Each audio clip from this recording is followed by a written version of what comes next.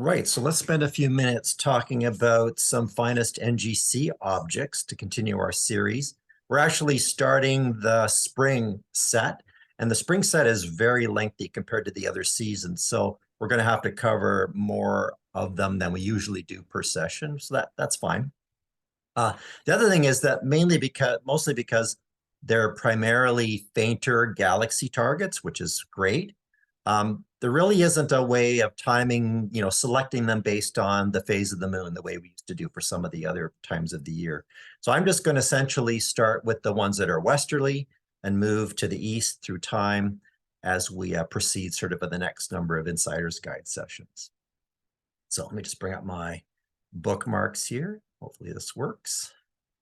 I'm using a new version of Stellarium, so the bookmarks are a little bit different than they were before.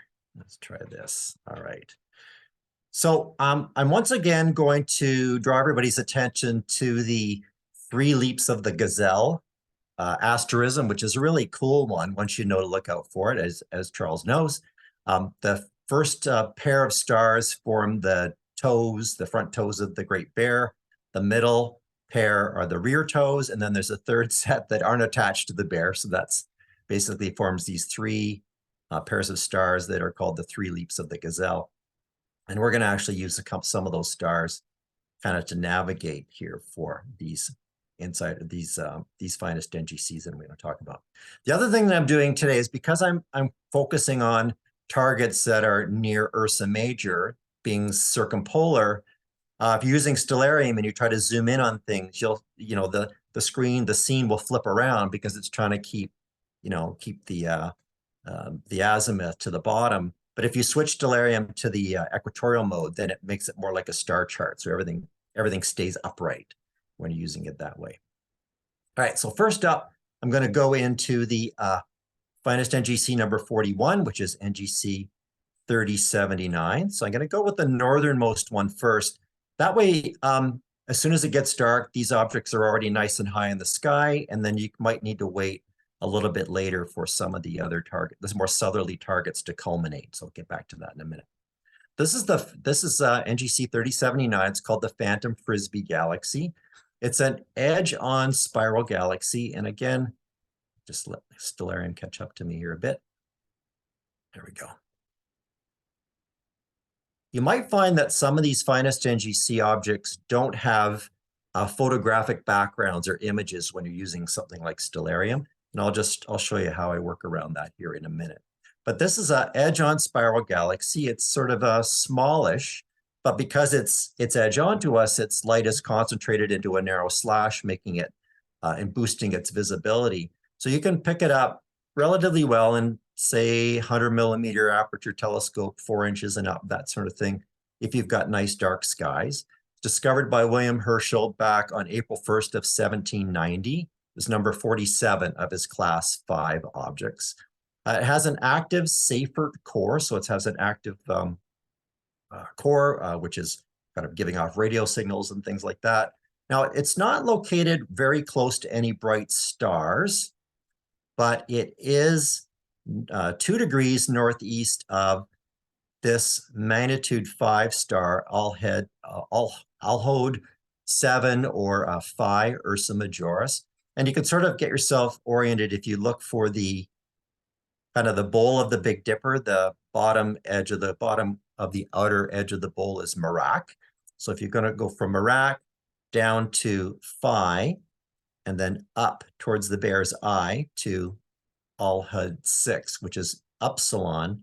So this galaxy is kind of tucked in this corner made by those 3 stars. You could also, if you wanted to find it, one of the easiest ways to find it is to take your finder scope and just double the distance from the eye of the bear down to kind of the throat. And if you aim your finder scope in that spot, sort of double that distance, you'll pick up the galaxy that way as well. Let's see. So you can search for this with low power. Once you've got it, you probably want to zoom in a little bit. Just bring this back and I'll show you a simulated view in the telescope. So there's a simulated view in a 6-inch Newtonian reflector using a 26mm Plossl. You can see it's pretty small. You probably want to maybe double that, go to your 65 power or so. And again, with these galaxies, you want to experiment with different magnifications just to see what shows you the most in them. So when you're looking at this one, you want to look for its orientation, of course, the shape of it, any structure you might pick up, any difference you're seeing between the core and the disk or the arms, and that sort of thing. So this one's about 64 million light years away. All right, next up, we're going to go down to the front legs of the bear at NGC 2841. This is called the Tiger's Eye Galaxy. Its finest NGC number 40. It's about magnitude 9. By the way, you'll notice some of the magnitudes that I report in Stellarium here at the upper left part of the screen.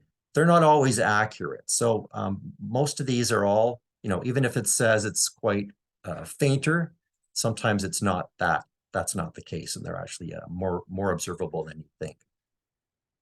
So this one, Tiger's Eye Galaxy, it's a classic elongated spiral. This is really a gem.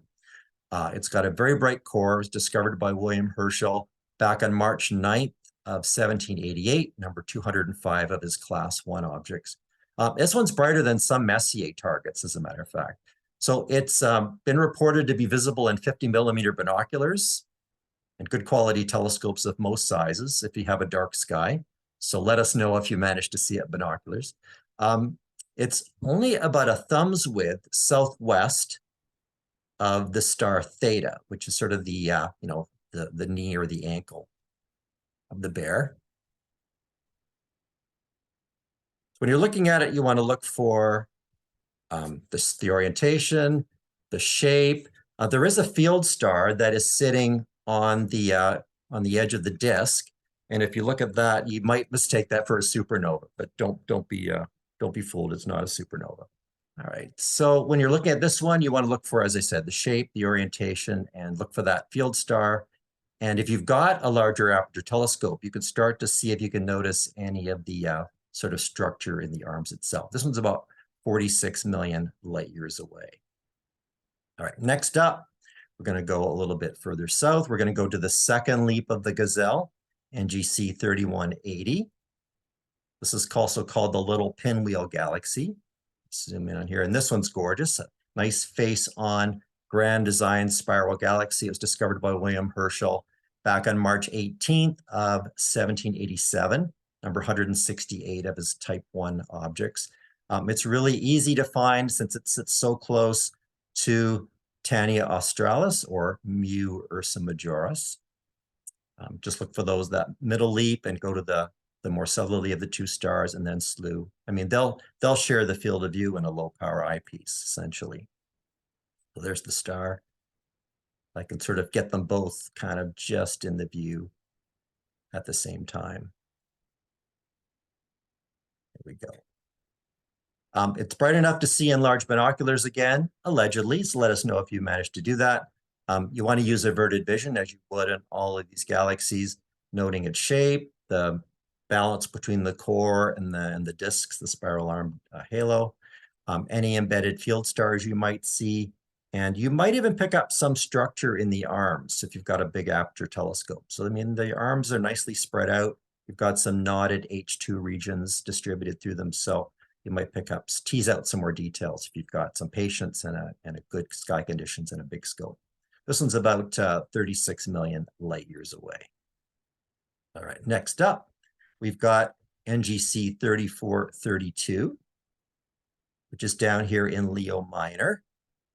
This is a nearly edge-on spiral galaxy. And again, no picture in Stellarium, but if you enable your digital sky survey button down below on the horizontal control panel, you can actually pull up an image of it that way. So there you go.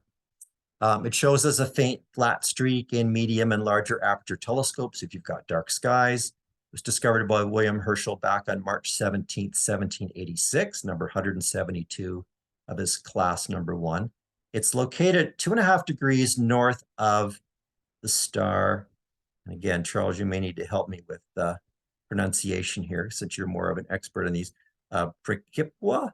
And Omicron Leo Minoris. So that's the way I got to it. You could also look at it by looking, let's see, I said it was midway between Alula. So if I just get my measuring. So if you take the third leap of the gazelle, the bottommost star, Alula Australis, and tie that up to the second leap of the gazelle, it's pretty much midway between the two leaps. So you can do it as well that way. Just aim your finder at that spot. I actually started at Omicron and star hopped my way up north to it. Again, you want to use your averted vision. Let me just get back to it again. Show you the DSS image of it. There we go. You want to use your averted vision. You want to look at its orientation, its shape, its asymmetry. You can see from this image that it's asymmetrical. Look for some of the field stars that are sprinkled throughout, and note its distorted shape. This is actually one of the ARP peculiar galaxies, ARP number 206. This one's about 42 million light years away. All right. Up next, I'll wind a little back here. At the other end of Leo Minor, we've got NGC 3003. This is finest NGC number 51 in the list. This is a highly inclined but diffuse spiral galaxy. Again, no image for it, so I'll add one. There we go. Discovered by William Herschel back on December 7th of 1785. This one is a little fainter, so I know that Stellarium is reporting magnitude 18.34.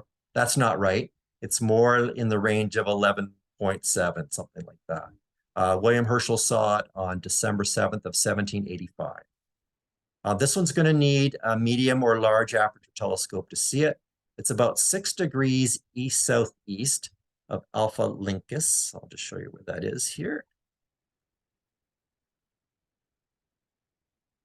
So even though it's in Leo Minor, it's probably easier to navigate to it by referencing Alpha Lyncus here. Another way you can do it is you can double the line from, if you can see the star Beta Leo Minoris, you could double the line from Beta through 21, and your finder should pick it up if you're using a wide field or low power finder. Pick that up. That should work quite well. Again, averted vision, you want to use your,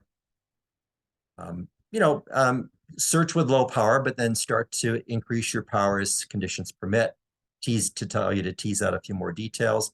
You're going to note the orientation and shape. And if you've got a bigger telescope, you can start to see if you can notice any of the sort of unusual structure that's shown here in the image as well. This one is about 65 million light years away.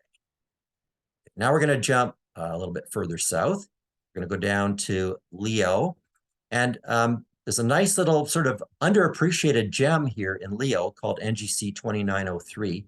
This is one that I love to check out whenever I've got a chance to look at that patch of the sky. Some people nickname this one the lion's tongue or something like that.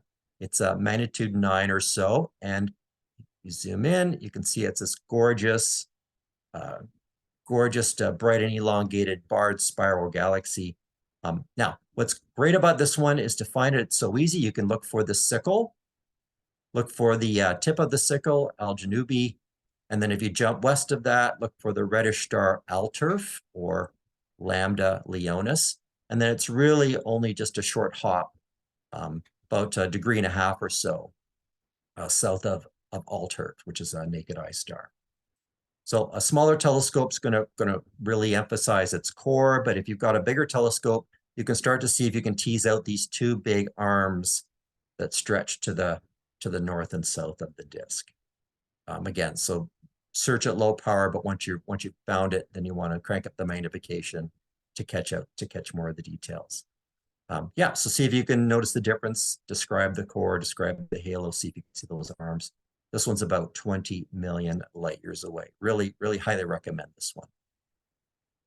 Okay, a couple more down here a little further south again. So these are the two you want to wait until they culminate. In Stellarium, they've got them labeled as the Caldwell objects, Caldwell 53 and 59 respectively.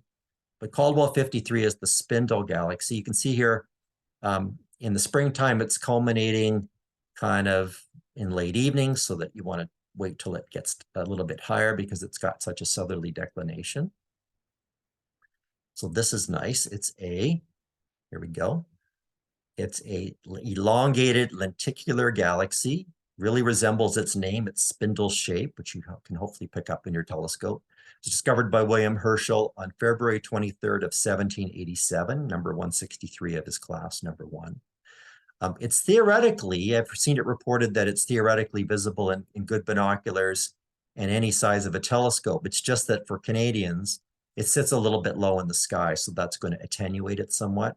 So maybe you can try it, and if you can't see it, wait till you're traveling further south, see if you can pick it up when it's higher in the sky from a more southerly latitude.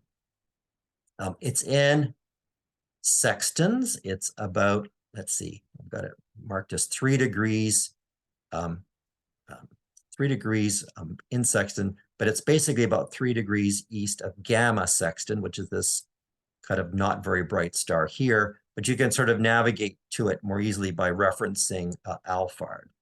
So what I did is I think I basically started at Alphard and I hopped east via Gamda and ended up at the right location. When you're in the neighborhood, keep an eye out for this bright pair of stars, 17 and 18 Sextanus. They'll help you kind of, if you've gone too far, you need to migrate a little bit back to the northwest from there. Again, use averted vision. Let's bring this up into the center view here. Here we go. And magnification as needed, as permitted. And note its shape, its orientation. Can you make out the spindle shape? And note any field stars that would be in the vicinity as well. This one's about 33 million light years away. Right, and last up, for a bit of a change, got Caldwell 59, which is actually the Ghost of Jupiter planetary nebula. This is a small but quite bright planetary nebula. It's theoretically, again, I've seen people say they can see it that's pinpoint in binoculars. Not sure if that's going to work for us in Canada, but maybe give it a try. Most telescopes should be able to pick it up, no problem. But if you want to see its internal structure, you're going to need a bigger aperture telescope and nice seeing conditions for that. It was discovered by William Herschel back on February 7th of 1785. He classed this as number 27 in group number 4. And it's located 1.8 degrees south of the magnitude 3.8 star Mu Hydrae. So again, you want to, when you're looking at it, you can actually, if you think you've got the field, you can pop in an oxygen 3 filter or an ultra high contrast nebula filter to enhance the brightness of the planetary against the surrounding stars to help you pick it up. This one's going to need lots of magnification. So if I simulate it in the eyepiece here, you can see even the 14 millimeter Plossl, it's not showing. Or maybe let's get this back here. Here we go. Still just a tiny pinpoint. So you really need to crank this one up. Let's see if we can get a nice big view.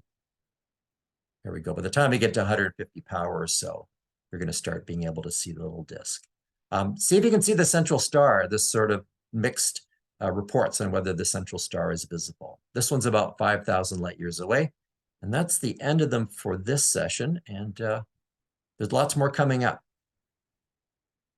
That's great, Chris. I love the 3 leaps of the gazelle that comes from ancient Arabic skies, 8th to 11th century. That was one of theirs. And I always look for that when I'm looking up at the sky. Yeah, I mean, I came to the party late. I hadn't really been aware of it until I started, writing more about astronomy and looking up more. And once you see it, it's unmistakable. It's fantastic. Oh yeah, it is. Yeah, easy to find. Okay, we'll see you next time for some more Insider's Guide to the Galaxy. Thanks a lot. Take care, everybody.